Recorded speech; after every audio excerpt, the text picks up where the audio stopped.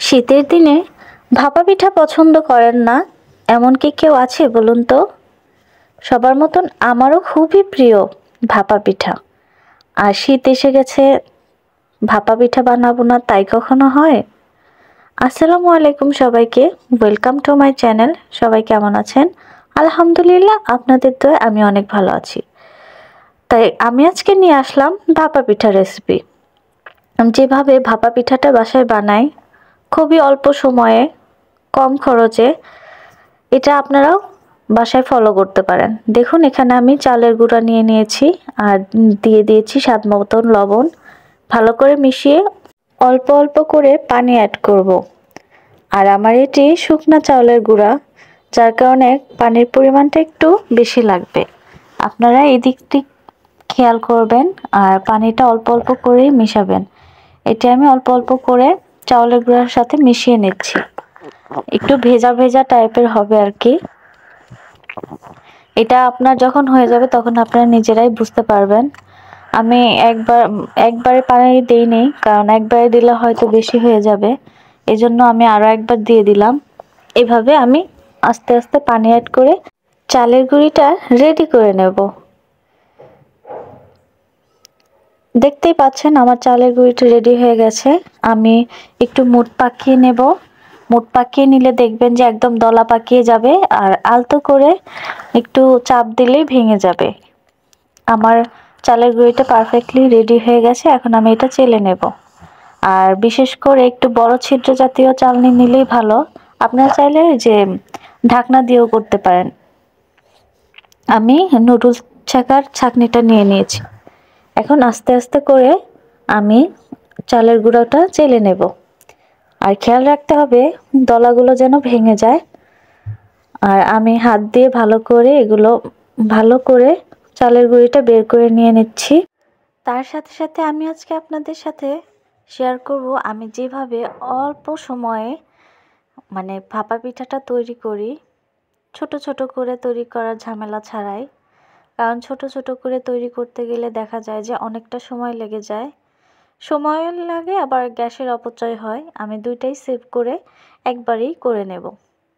দেখুন, আর আমাদের এই কর্মব্যস্ত জীবনে আমরা কিন্তু এইসব শর্টকাট টেকনিক ফলো করে থাকি। দেখুন, এদিকে আমার চালের গুঁড়াটা চালা হয়ে গেছে, পারফেক্টলি গুঁড়াটা বের করে নিয়েছি।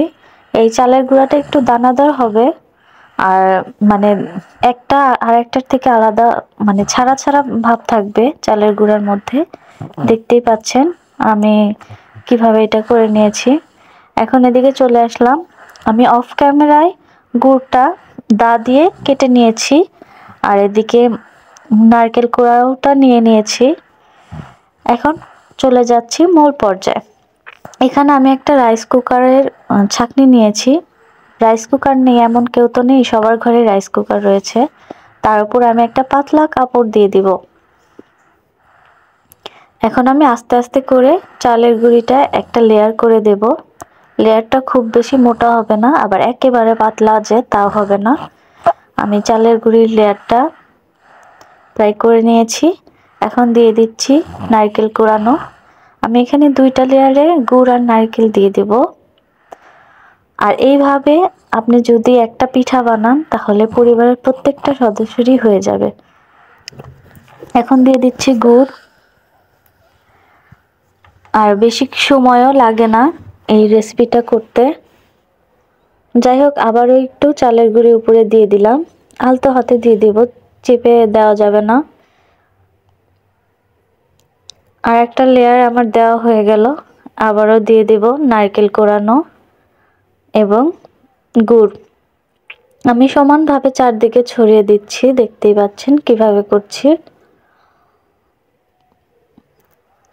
এভাবে বাসায় যদি ট্রাই করেন দেখবেন সবাই অনেক পছন্দ করবে।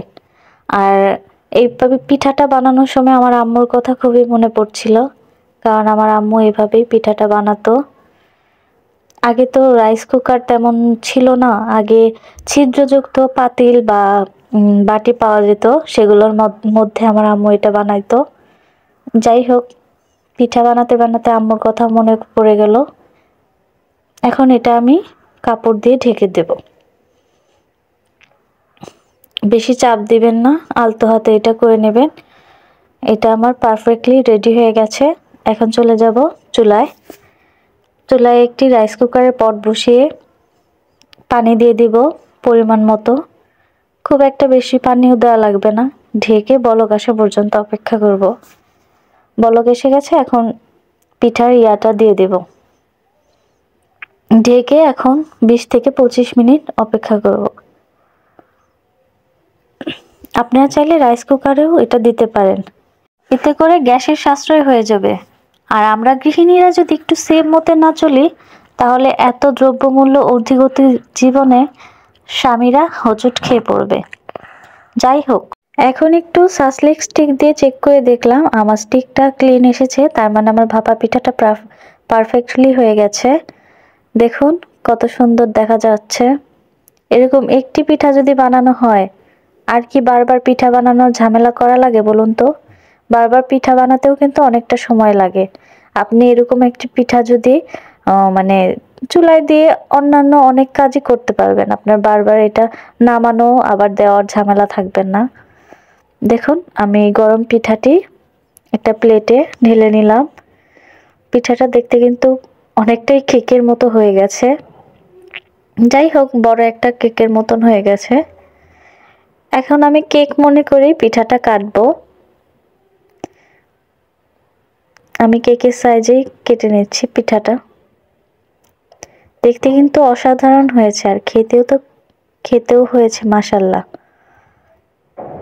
দেখুন আমি কিভাবে কেটে নিচ্ছি, দেখেই কিন্তু বোঝা যাচ্ছে গুড় এবং নারকেলটা কিন্তু পারফেক্ট হয়েছে।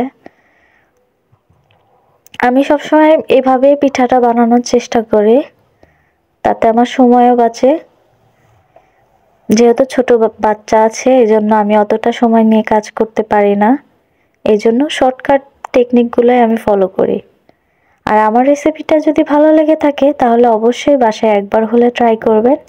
আর কাছে এবং দূরে যেখান থেকে আমার রেসিপিটি দেখছেন, তাদেরকে জানাই অসংখ্য ধন্যবাদ। সবাই ভালো থাকবেন, সুস্থ থাকবেন। আল্লাহ হাফেজ।